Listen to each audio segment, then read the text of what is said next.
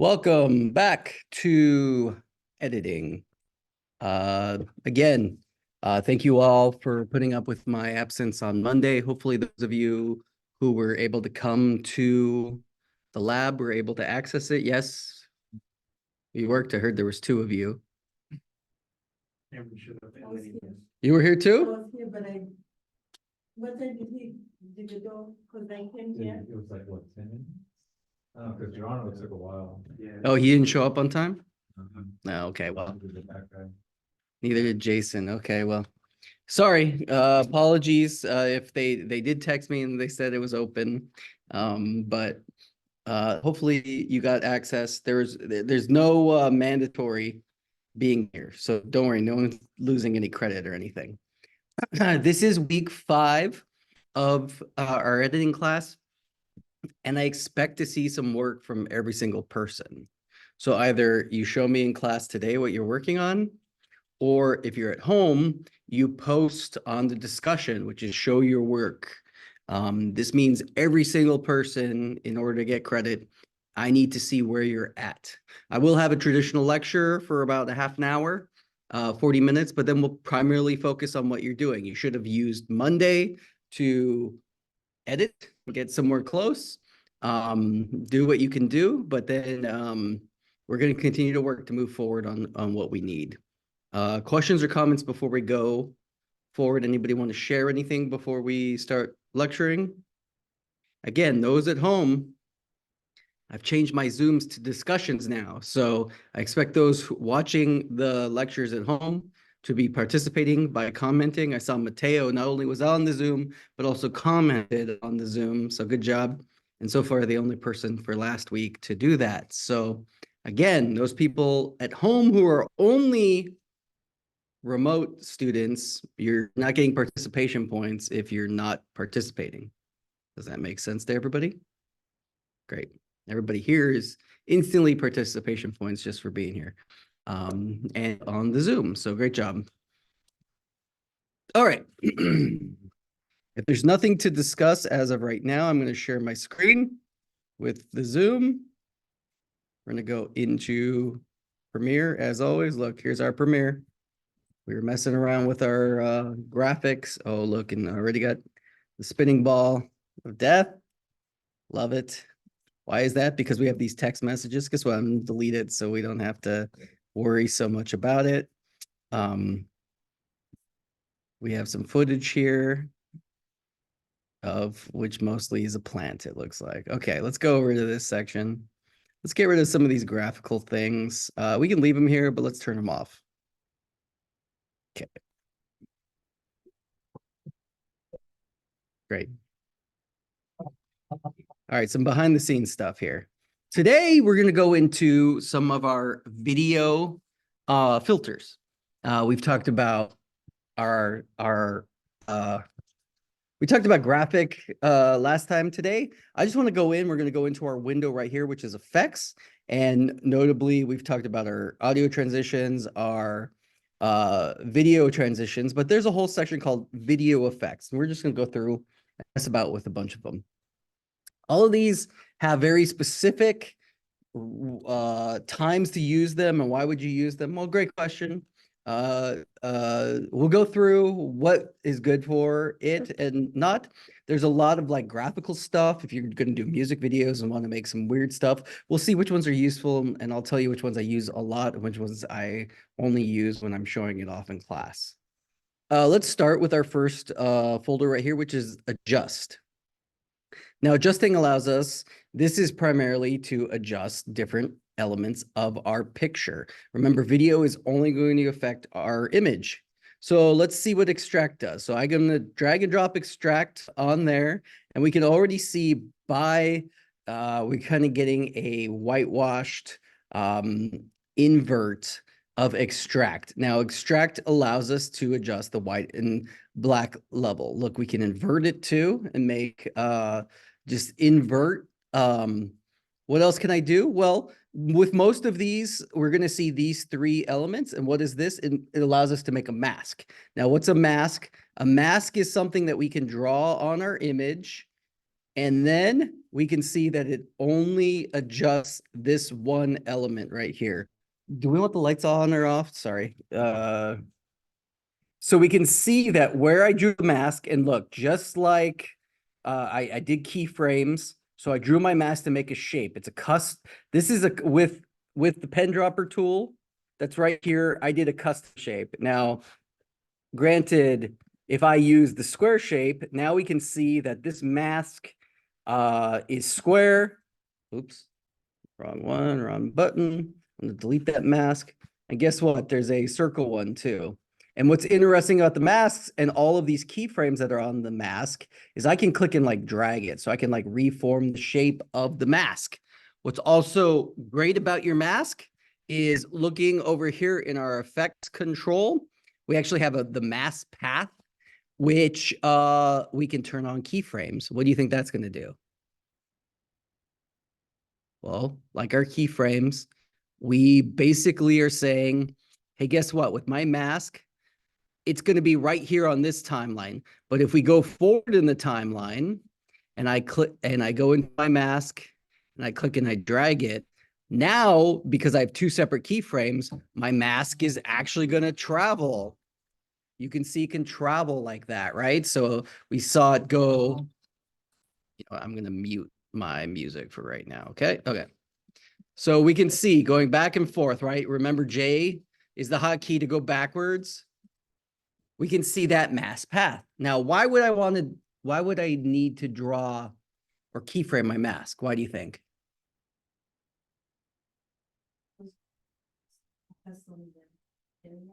I want to focus on that area. So like, let's say I am going in and my goal is to get this guy right here. I'm going to actually let's delete the circle mask. Oop. All right.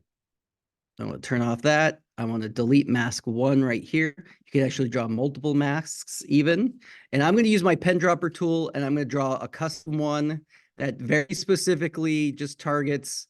And guess what? You can put as many keyframes as you want. The only issue, of course, is the more keyframes. Okay, now let's get it perfect. All right, let's keyframe his head.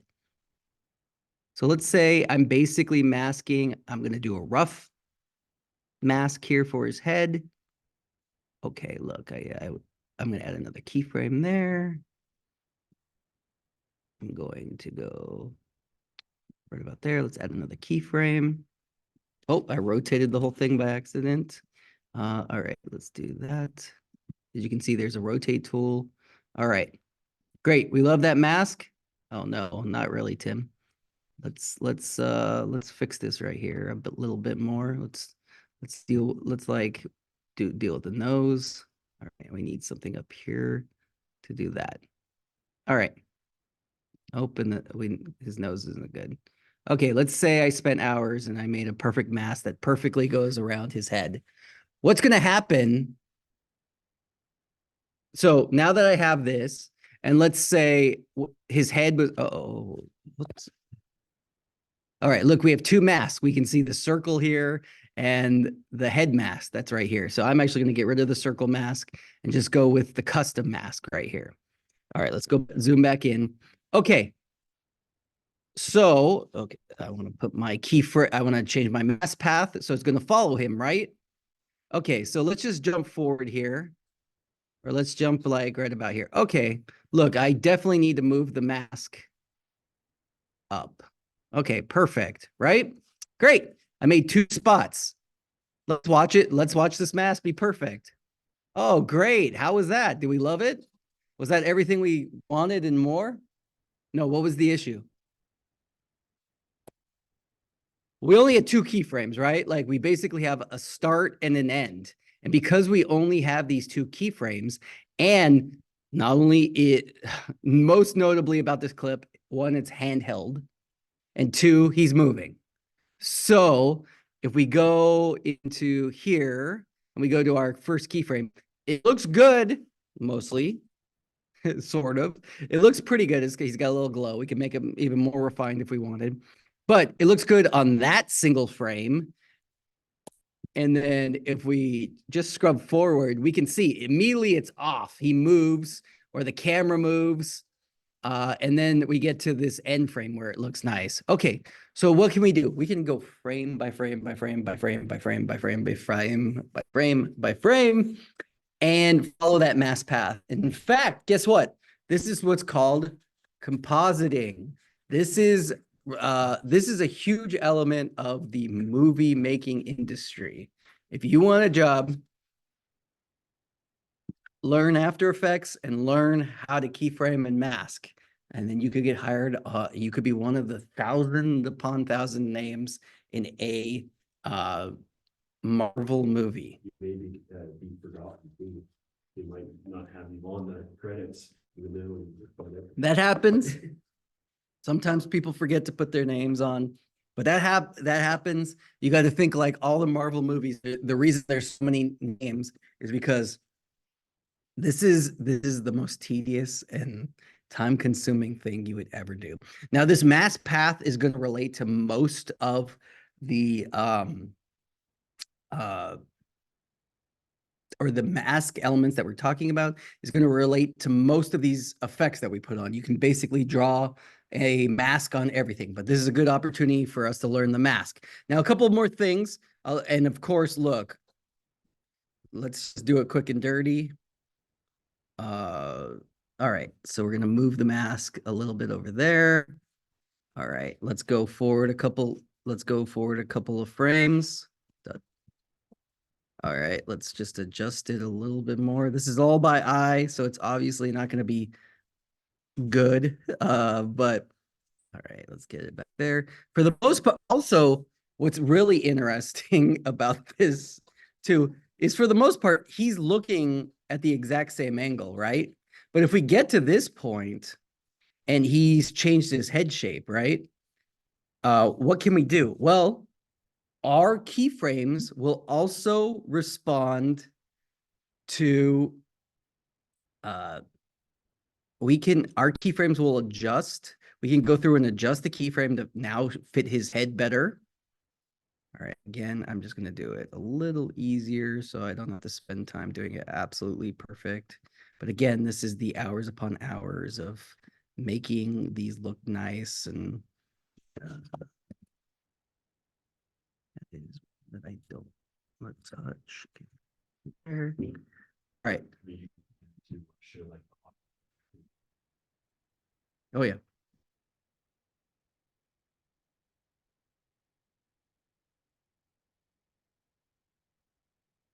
All right. So look, now his head shape is different, but because we have the mask path on, it actually, oh look, we can go. It actually went back to how it was, right? It's slight, but we can see that the mask is mirroring. We can make it bigger or smaller. The keyframes, you can move the keyframe in every single frame, and it will keep in your keyframe. You can add the pinpoints. You can adjust the pinpoints in every single frame, and it'll adjust. So your mask could actually go big and small. It could include a whole lot more. Does that make sense? So look, eventually you'll have a ton of those.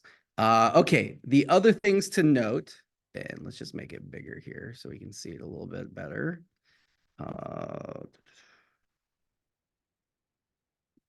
Okay. Other elements within our mask. Well, of course, now it's gone because I scrolled on the timeline. And let's find it again. Let's go back here. There we go. All right.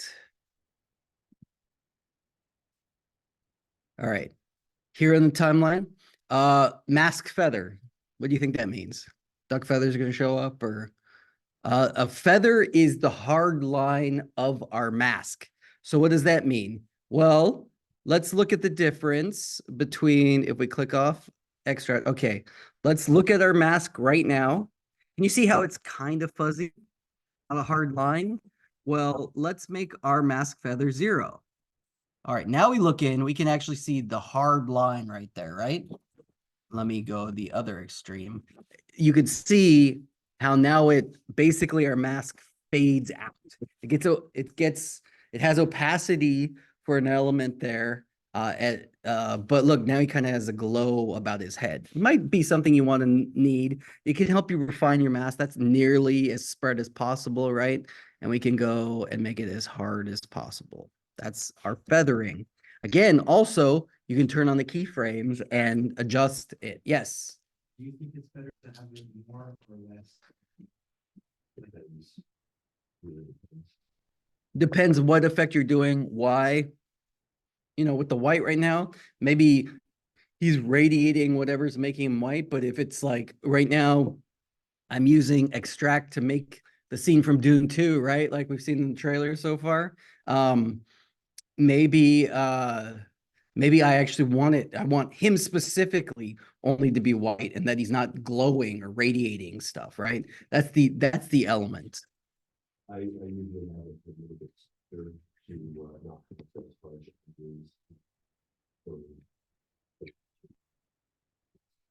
shadow. Yeah. All right. Our mask opacity.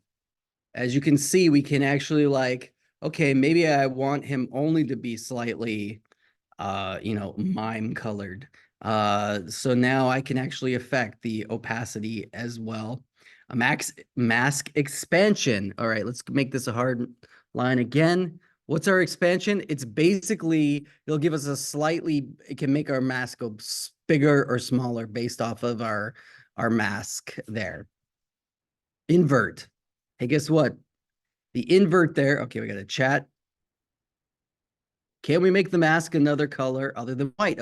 Yes, Michael. What we're doing right now is we're just putting a mask on our extract effect. I'll play around with some of the other stuff, but essentially, every single one of these effects we're looking at today, you probably can draw a mask on it. And if you see these things, look, even you can see even up here, I can draw a mask on my opacity. So I could make part of my thing see through and part of it not.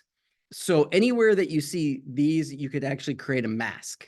And I'll talk more about that if that makes sense. Okay, so I inverted it. So now you can see everything else is white. Now looking at, okay, that's the end of our mask talk for now.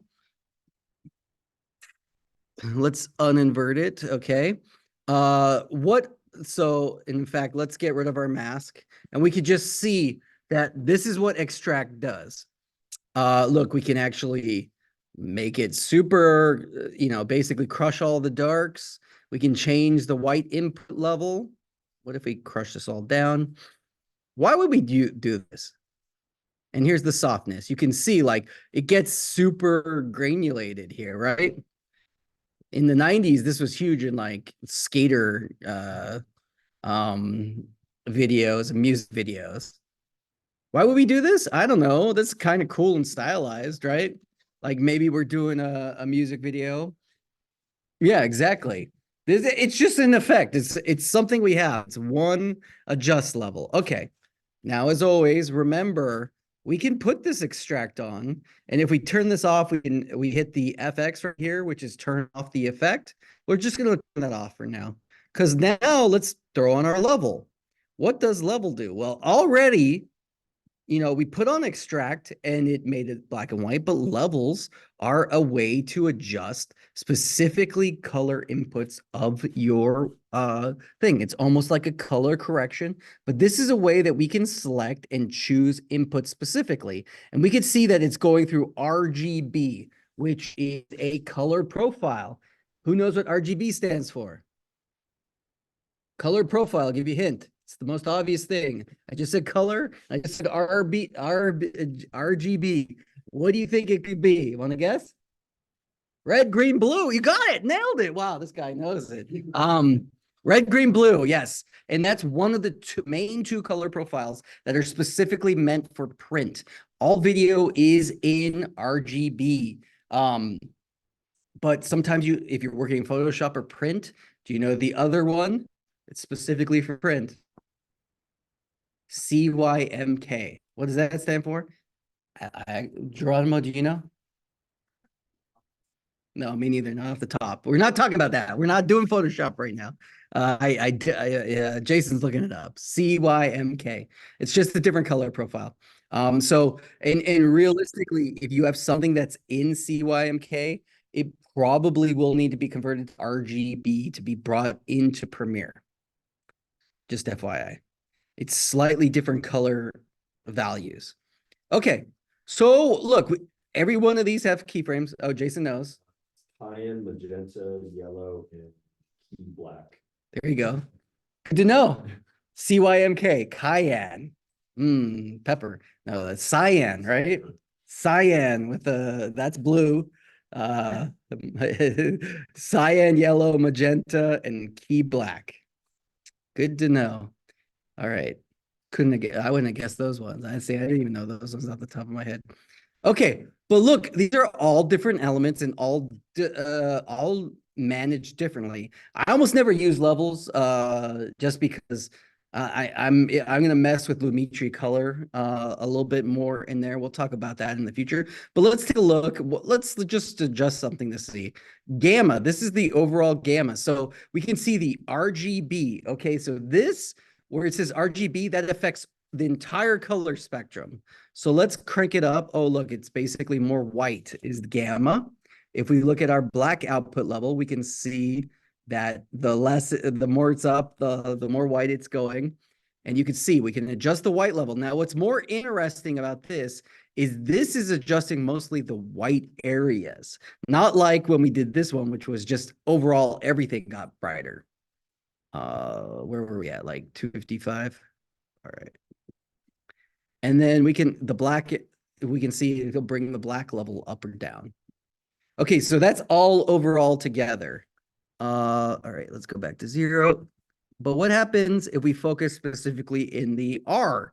The R is the red tones. So we can see that by adjusting this area, we're actually affecting the color wheel that is related to red. So the opposite of red is what? Blue on the color wheel. So you can see as we adjust that level, it gets more bluish there, right? And you can see we can bring in red. So why would we do this? Look, and we could see that it's affecting different areas. Okay, black. Okay. All right.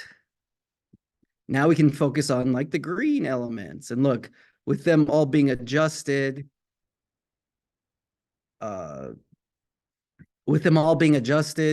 we can see we can make it look really crazy. Okay, why would I do that? Well, maybe I just want to tint everything red, or I want to tint everything green, or I want to crush the blacks and make the black level and make it here. So it's all elements. Okay, we're going to turn off levels. That's levels. Lighting effects. Okay. All right. We immediately look like, oh, look, there's a spotlight now on my image, and it's kind of right there in the middle. Okay, great. We can see that we can actually put 5 different lights that seem like we're lighting the scene. Okay, Jason, I have a lighting effect. Why do I need the light on set? Like, why do I even care about lights? Why don't I just use lights in Premiere?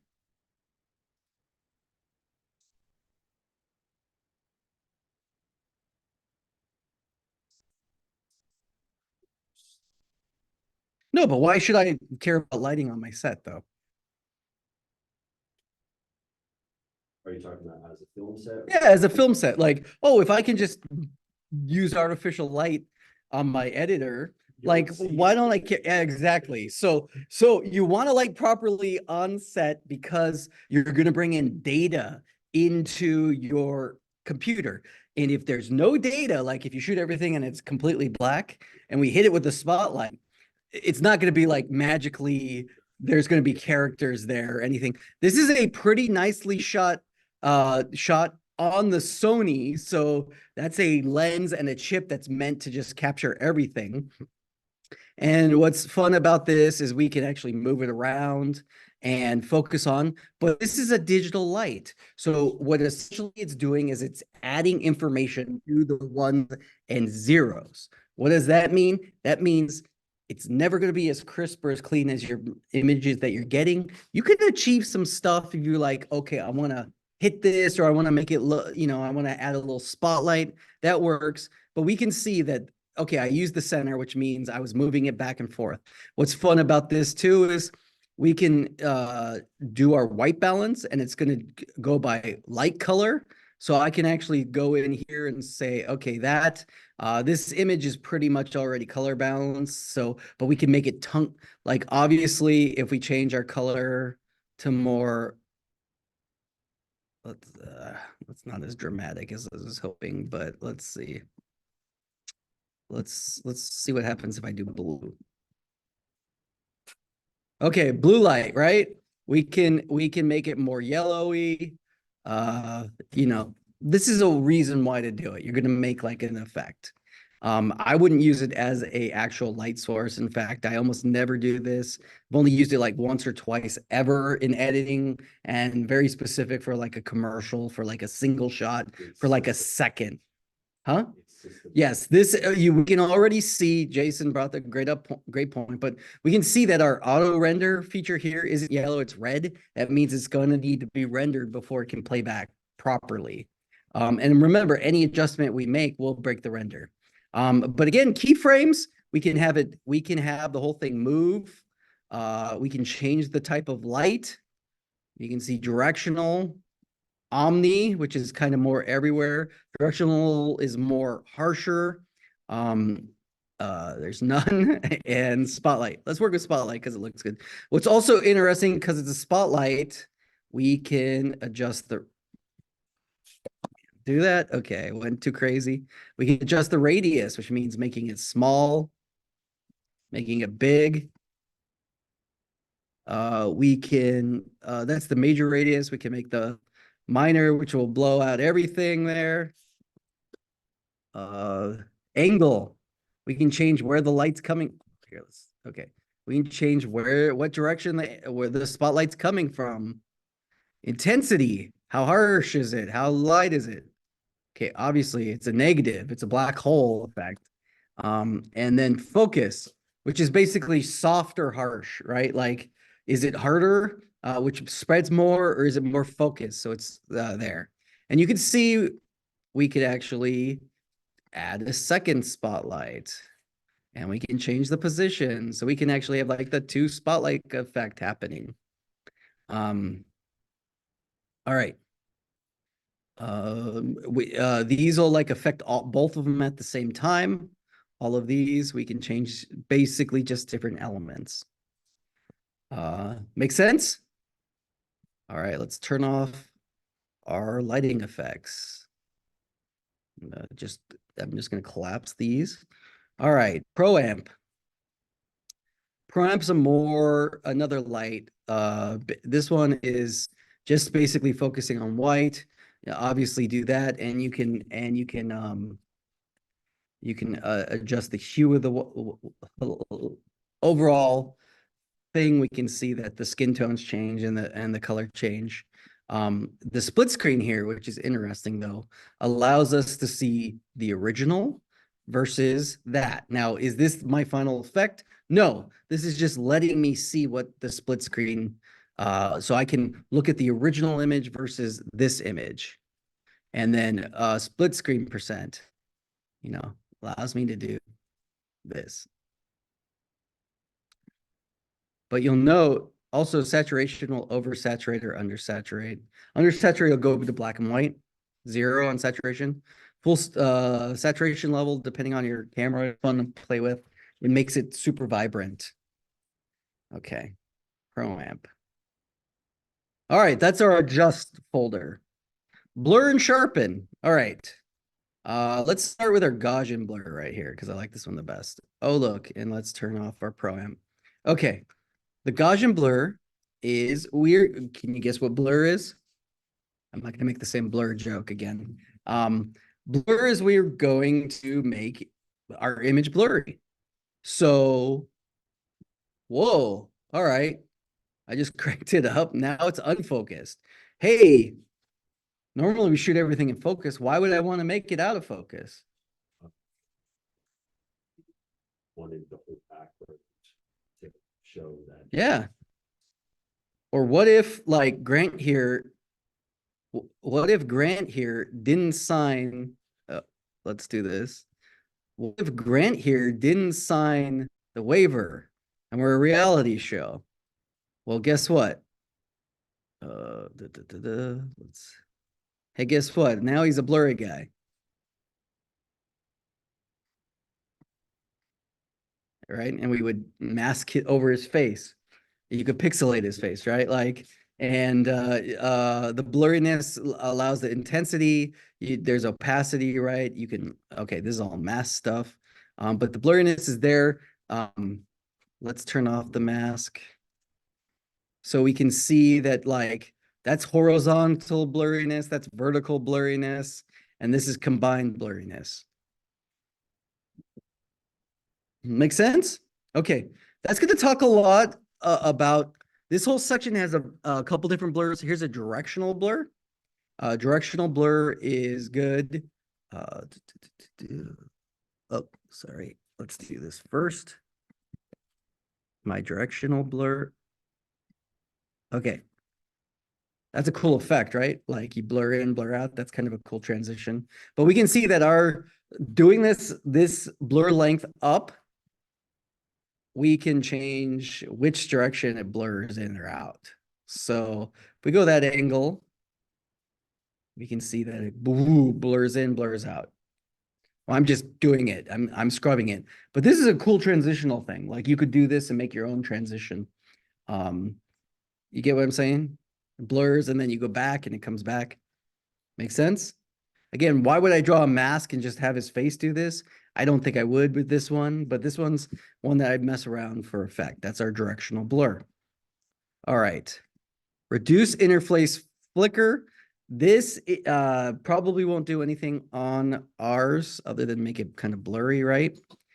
This is really for a video that's been recorded out of yeah, interlaced incorrectly. Our video will tend to be procedural, yeah, progressive. And so I doubt that we're going to encounter flicker at all, but that's there. Okay. What's the opposite of blur is sharpen? Yes. Yes. Does that make sense? Okay. Here's another thing I never talked about. We're looking at our image right here. We've talked about quarter, right? Like we changed the render quality. Well, there's also this one here, fit. Fit basically means my image, no matter how big this window is going to fit to this screen. But what happens if I change fit to like, I don't know, 800%? Well, it's zooming in on my image, right? But if I export this, do you think it's going to look like this? No, this is just a view mode. So this just gives me the opportunity to zoom in 800% into my image. Can we find his face? All right. Why am I looking? Well, maybe I want to zoom in and look at something very detailed, or I want to draw a mask and just draw, be zoomed in just to do his eyes. Just want to give him the blue Dune eyes the whole time. That's really what they did was somebody had to mask their eyes over the whole time. Yeah. So let's just go 400% because it's less intense, but I'm bringing it in. What's notable, okay, let's look at, who do we want to look at? Let's look at this guy. Kind of blurry though, right? Kind of out of focus. So sharpen's the opposite of blur. All right. Okay, cool. Sharpen can help you. Look, we're going to go in. We're just going to adjust a little bit. Now, what's interesting is it's looking gross. We're way zoomed out, but let's go fit. Okay, it doesn't look that gross because we're not as far zoomed in. But what we can do is we can sharpen the whole image. And what you note is at this, looking at this, it doesn't look so bad. Okay, that's render. That's the render, like adjusting, showing our lines. Let's look at it full. It's not terrible. I added it But just know that sharpen is not a solution to fixing a way out of focus shot. Because the more sharpen you need to use, and this is just at 100, but let's do that. We can now see that at 375, it's sharpening the pixels. And so like our image is made up of every tiny pixel. How many pixels are in my image? If you had to guess.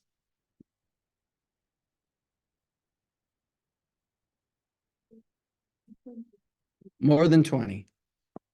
It deals with our resolution. So 1920 by 1080. So that's how many pixels. Every single so that's what the resolution deals with, is that one single pixel goes here. So there's 1920 and 1080 up, and then multiply that, and that's how many pixels. So that's for one line of pixels. So literally like one pixel is this right here, that right there. So We could just scroll to one single pixel.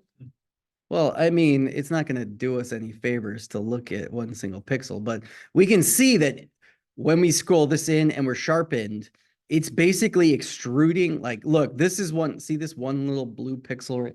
Probably can't see it up here. Oh yeah, you can see it. Slightly blue, but there's a bunch of black. This one blue pixel is a pixel. That's what a pixel looks like. And it's square. And the more you sharpen it, the more definition these pixels get, which means things start looking boxy and gross. We are 1600% in, but if we go to here and I hit play, it looks like there's noise or gain. Noise, of course, is when you shoot under. If we shoot, oh, I'm on a different clip. That's why this one looks fine. I was like, what happened to my noise? If we shoot underlit and we use like a digital light, which is called gain, our gain will digitally raise the light in the camera's chip. But the problem of that means you can see stuff, but the computer chips get confused and doesn't know what's black and what's not. So it'll like cycle and it'll make the walls seem like it's moving or everything. So always make sure your camera's gain is set to the proper gain, or else most like cameras, especially something like the Sony, will automatically up your gain and not care about quality image. All right. Does that make sense to everybody? All right, that's our sharpen. Again, we can do a mask of our sharpen. Let's turn that off. Unsharpened mask. That's again another blur effect. It's just how we blur. Let's do our threshold. Radius. It's slightly different.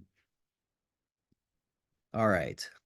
Moving on from blur and sharpen, we're now channel invert. All right, this one deals directly with the invert of, we basically inverted all the colors on the spectrum. As you can see, RGB, we can just invert the reds, the greens, the blues. We can actually change the HLS, which is the highlights of the colors. Here's the hue. We can invert the lightness. We can invert the saturation even. Luminance is white. YIQ, I don't know that one. In phase. Alpha. Alpha is white and level, but you can see we can blend with the original and we can like invert everything. So the alpha is the white, turns black.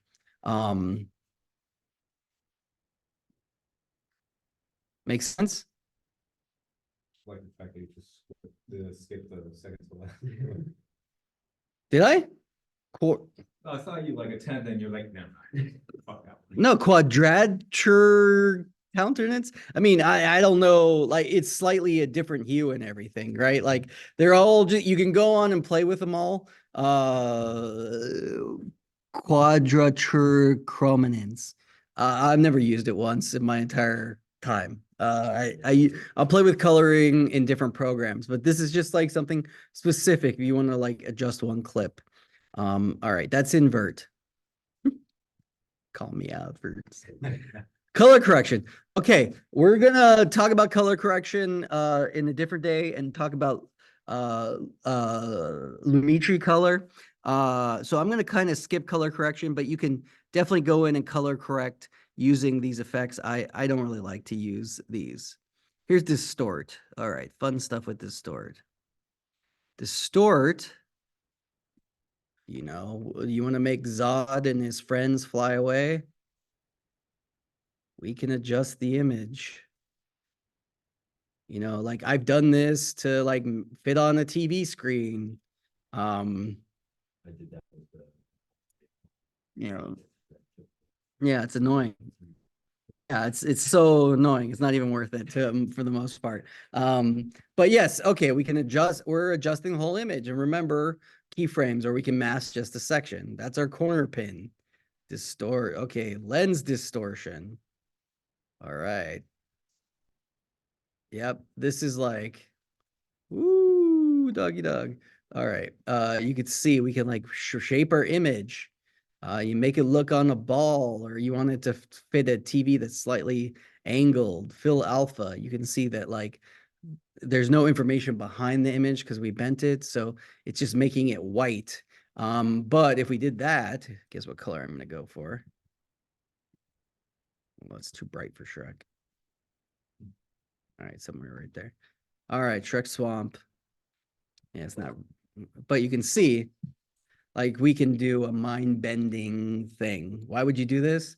Oh, maybe we're on acid or something in the video, or we want, you know, it's definitely, these are unconventional things that we're going to use. What? In VFX with modern technology of if you have like a distorted lens, and the VFX artists, they have to undistort it to have a flat plane to Yep. be able to track it correctly, Mhm. and then they have to distort it back again. Yep. Those are all elements, yeah, Yeah. that we'll get to. All right. Lens distortion. Magnify. Can we guess what magnify is going to do? All right. Magnification. Oh my God. Look at that guy's arm. Actually, where'd Grant go? Oh, I was like, did we mask Grant out? Okay. Dang. All right. This one's fun. You can make the head big. Let's get a square head. Make the size. There we go. Looking pretty good. Right? Look at wherever we move it. We can feather the edges. Guess what? Want to know how they did annoying orange? This is like literally it. All you kids with your annoying oranges. It's a good show. No, it's not. What are you talking about? Good show. Watch it every day. All right, magnify. Another fun one to mess around with. Mirror. What do you think mirror is gonna do? I wonder what mirror is gonna do. Oh, look at that. Oh, geez. Okay. Oh, Yeah, that's how they're water filters. yeah, absolutely.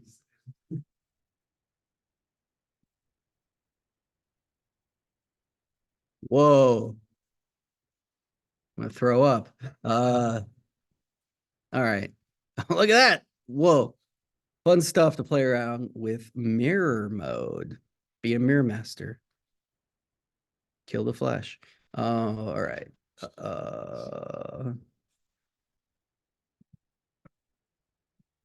All right, look at this. Offset. You want to make an old VHS look? Oh my gosh, it's like infinity. Pretty cool, right?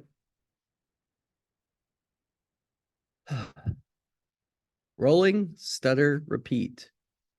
repair. Oh, actually, this is a repair. Probably won't do anything because we don't have the rolling stutter. This is like if you pulled from an old VHS or something, it'll try to adjust that. I don't think we'll see anything on this image since there's no error there. Some of these just won't work. Spear eyes.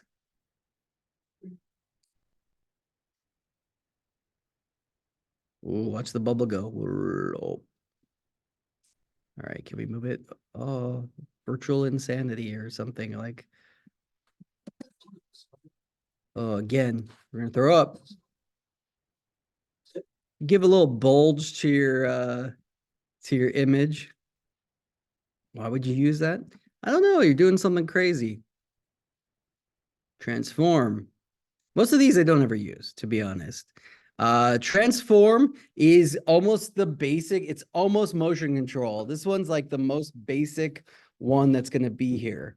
And why do we have it? It allows us to just like, it's got more than what effect control has, but you can see like it's a built-in scale. Position and anchor point. Position is where the image is in relation to our framing. Anchor point is actually where the point of adjustment is going to be in the image. So look, what does that mean, Tim? Well, look, if we skew it, we're going to see that our anchor point's actually right here in the middle. So if we skew it, it's going to focus right there on the anchor point. But if I take my anchor point, all right, my anchor point's this one. I'm going to put my anchor point up there, and I'm going to put my image over here. And if we do the skew, whoa, it's going crazy.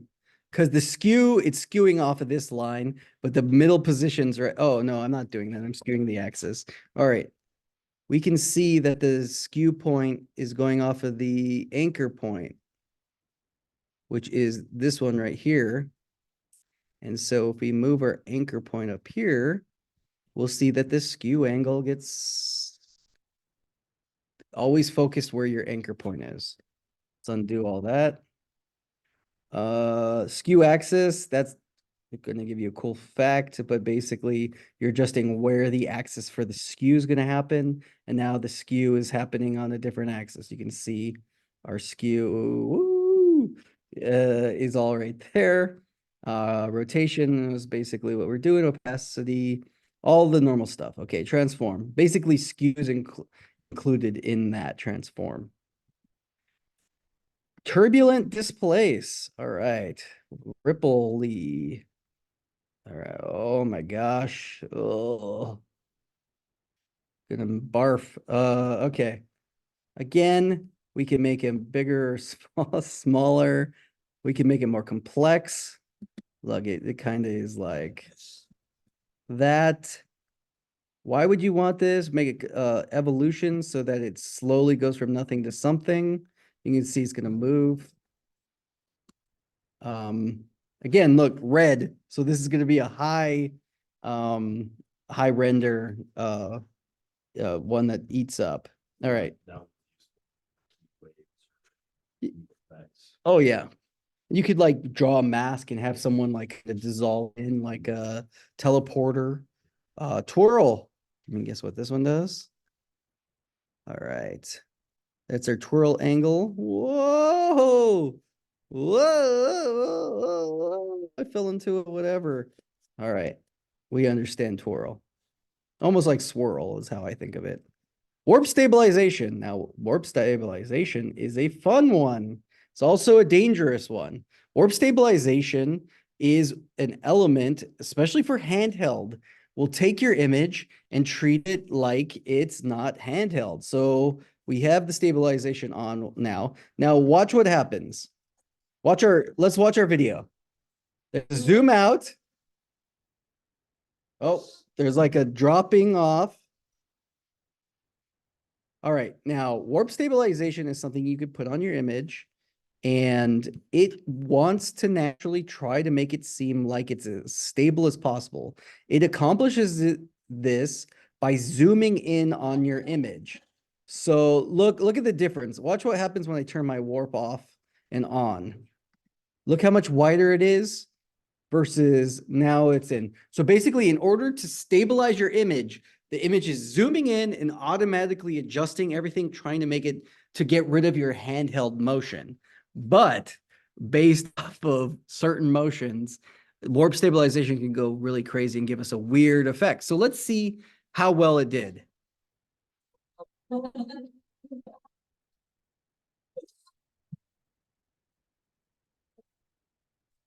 For certain elements, it feels really smooth. It gives it that smooth element. But we have this area where there's a huge dip.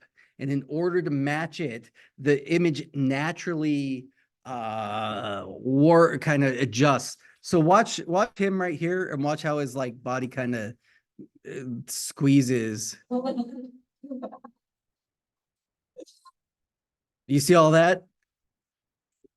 Yeah. Yeah, they adjust the plane to fit the image because it like adjusts too much. And that's all because of this up and down motion.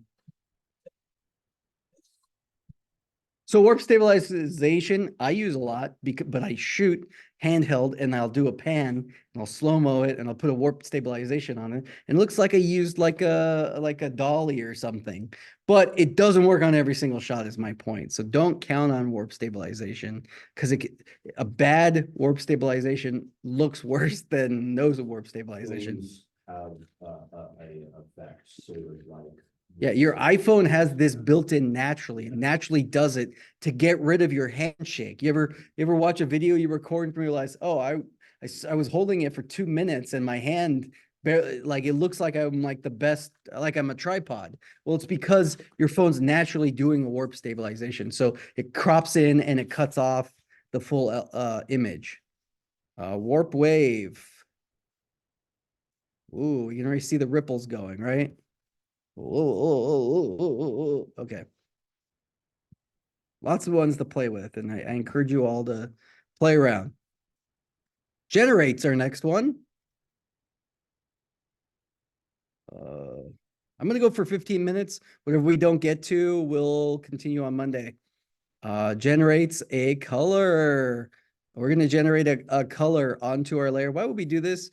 Well, I mean, are we going to mess with the opacity and give it, oops, sorry. Did I put it onto its own layer? Where is it? No, I put it on here. I'm basic. Oh, okay. Well, why would I put it on my layer? Well, I'm going to make a mask. And now we have a color. You can see on the full thing here, it's multiple colors. You can adjust your own color and make your own background. This would be good. But we can also like choose where the colors are at. We can blend it. We can, how much are they blended together? Well, too much and it turns gray and gross. But this is a good way to generate your own stylistic backgrounds. If you're content creators for YouTube, this is an easy way to make a background that you can access. That's generate or 4-color gradient. That's in our generate. Okay, let's generate a lens flare. Are you all future JJ Abrams? Here's our lens flare effect. Look, we can actually, oh, it's coming off of Grant's head. We can change how much the flare is. And the lens, we can even change the type of lens. Each lens has a different type of flare element. And you can actually download way more different lenses, but these are the 3 defaults. And then yes, position. And you can like keyframe it. So if you want it to move, you can add a fake lens flare. Why would I do that? And look, I mean, production value. This is JJ Abrams kind of killed it, but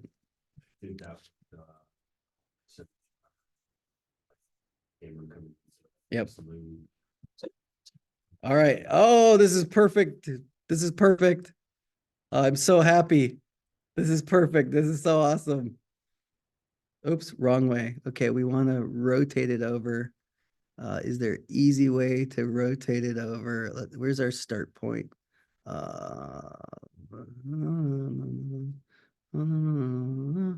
me see. starting point. Oh, right there.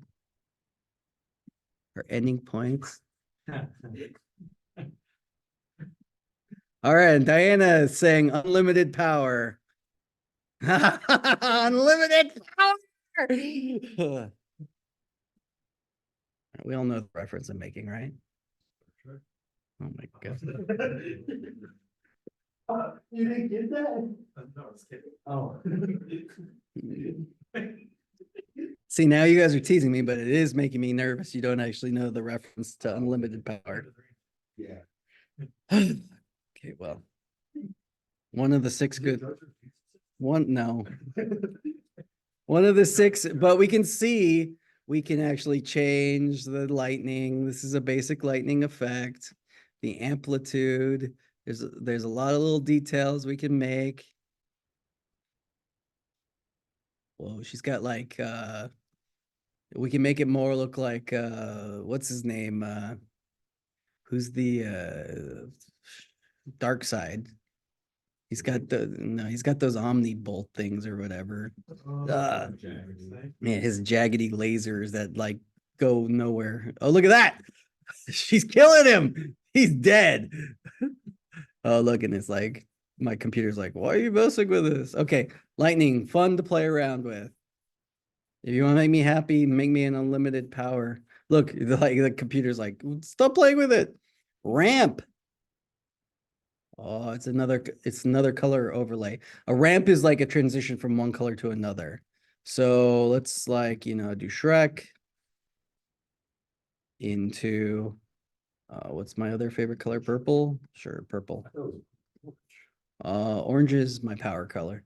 Those are like my three colors, orange, Shrek green, and purple. But this is kind of, this is too much the Hulk. So let's go orange, you're right. There we go. Oh, much better. All right. You can see also there's adjustments we can make. It's a linear ramp or a radial ramp, which is a circle. All right. I'm gonna blend with the original. Look, we can do an overlay. Cool. All right, that's ramp. All right, let's do one more folder and we'll call it a day. And then we'll edit. Image control, black and white. Hey, guess what? I want to make it black and white. Easiest way to make black and white, just by putting the black and white effect on. Sure. There's no controls. Nothing, but I could do a mask. It automatically just desaturates everything and makes the color black and white, which is interesting because I would then probably put on a different effect to make the blacks more crushed so there's more stylistic. But we can, you can definitely use all of these. Well, actually, check this out. While we're here, all of these effects can be used at the same time. Should they be? I don't know. Let's find out. With the lightning. All right.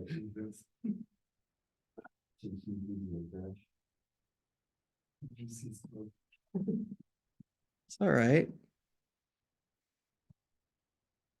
Oh, it really is like, yeah. Can we get them all on? Okay. All right, I'm not gonna do anymore. I'm too nervous. Well, like, what's the point? It looks like David Lynch now at this point, but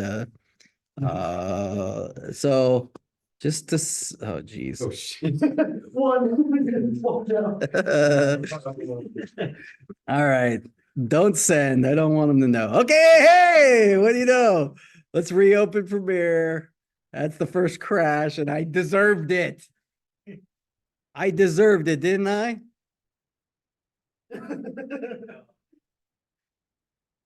Wow. We banned your account. That's around too much. Oh my gosh. That's crazy. It corrupted my entire project. Awesome. All right. All right. Let's see. It probably took me, took me back to where we started. Okay, great. What? No, that's not this is a great learning opportunity. And in fact, I should probably share it with the Zoom now, right? I should share because they're not looking at anything. So let's share my desktop and we're going to now look here. Okay, so my Premiere crashed. And we got basically nowhere, which is fine. Premiere crashes, it happens. It's totally fine. But what I'm gonna do is I'm actually going to go in and let's go file. Let's go open. Let's open our project. Now, what's this project called? Remember, this one's called Gav-MCTV 43. And we can actually see like, oh, look, here's all my auto saves. And look, here's my auto saves from today, which is great. Hey, that's the point of auto saves. So all the way back to here's an auto save. That's 0 bytes. I'm going to tell you that one's corrupted. So let's not use that one. But let's go to this 4 megabyte one and double click into that. It's going to open up my project. And if everything worked perfectly well, we can see, look, it has everything there, including 4 quadrant gradients. And that was the last time it's saved. So great.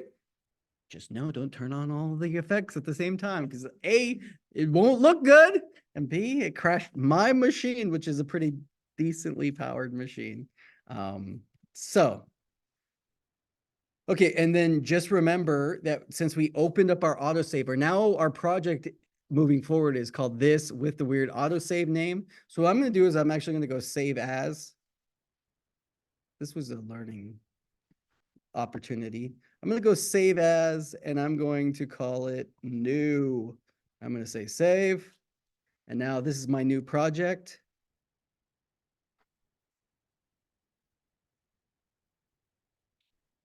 It's like, what are you doing to me, man?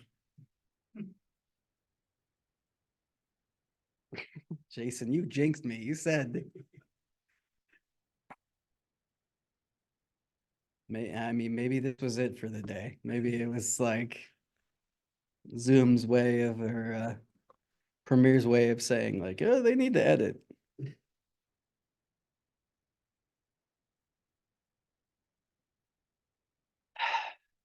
Don't know why it's taking this long, but I have no patience and it's driving me nuts. So let's just wait and see before we get upset.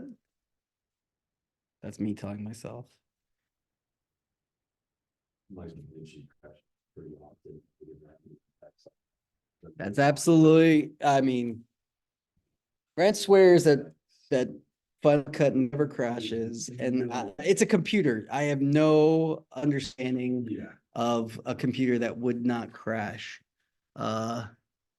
Okay, thank you, Michael.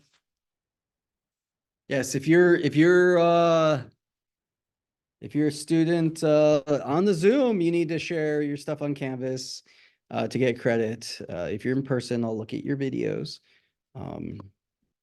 But okay, I'm going to tell you right now, this isn't cool. I'm not going to wait. So what I'm going to do is I'm going to go down here to Premiere.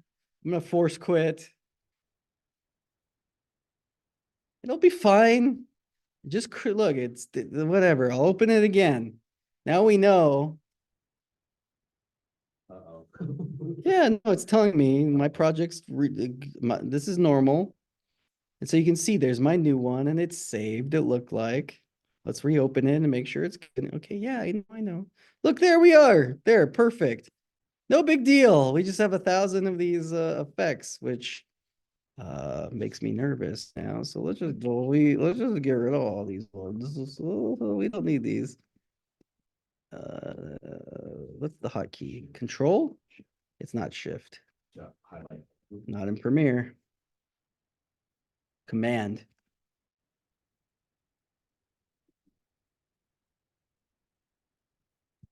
The shift is the.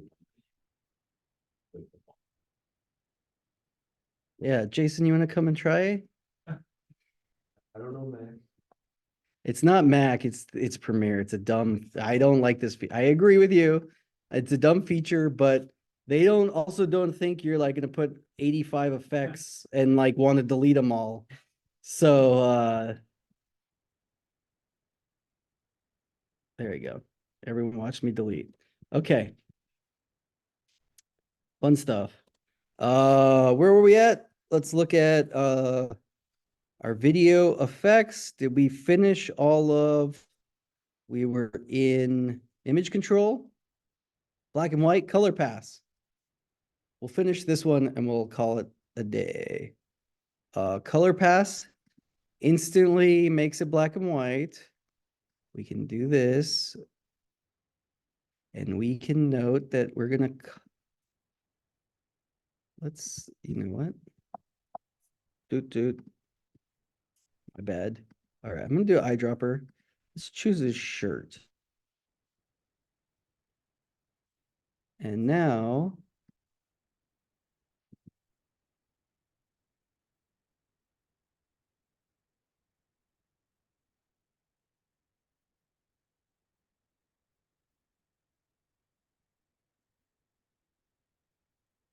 this one, as you can see, it's like taking out the color specific to the area. I'm gonna tell you right now, I'm not clear what this one uses, but it's not how I would do what I'm thinking it's doing. But color replace, I've used before. Color pass, what could that be? Okay, so guess what? We're gonna do his shirt. Oh, but now it's blue. But also it's selecting everywhere that has that same color. And why isn't his shirt completely gone? Well, because of the lighting and the color. His shirt is slightly different colors wherever, right? So this is good to choose something that like maybe is uniform. But again, everything is depending on your lighting. So this is one that you can definitely get in and mask and adjust specifically. Works great on green screen or something that's evenly lit. This really gives us the opportunity to see similarity, allow you to select more. So like, for example, let's choose this shirt. And now based on similarity, we're choosing, you know, as much of his shirt. But the problem is that color tone is in a whole bunch of different areas. We're going to talk about keying on Monday. All right. That's our color replace and gamma correction. All right. Gamma is the light level. Not really anything present in here, but if you need to mess with like offset gamma. Okay, that's going to wrap it up for today's lecture. We're actually going to let the people in here edit and show me their work. Michael, I'll watch yours as soon as we stop the Zoom. I'm going to stop sharing right now. I'm going to stop the recording. So everybody at home, if you watch this, you should comment. I told you to. And also, you need to post your work. In the lectures, I've shown you how to export. I've shown you how to upload to YouTube. Make sure you post your YouTube links on the share your work for this week in order to get credit. All right, I'm going to end the recording, but the Zoom people, you can stay on. Mateo and Michael shared theirs. Maybe we'll take a look. All right, we're going to end it now. Thanks.